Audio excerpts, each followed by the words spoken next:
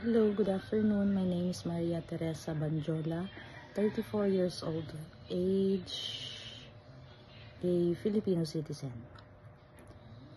Way back 2007, I worked as a nanny in one of the provinces here in the Philippines for like 2 years.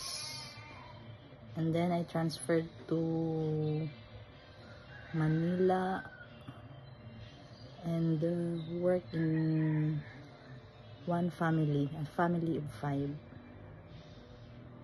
I've worked there for like 6 years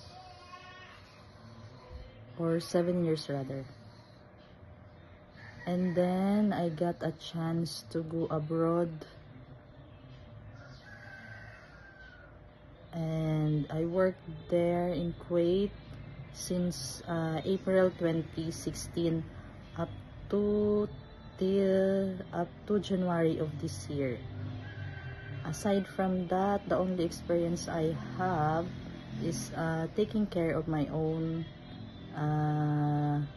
babies. I have one 5-year-old, second one is 1.5-year-old, and I have a newborn. Thank you.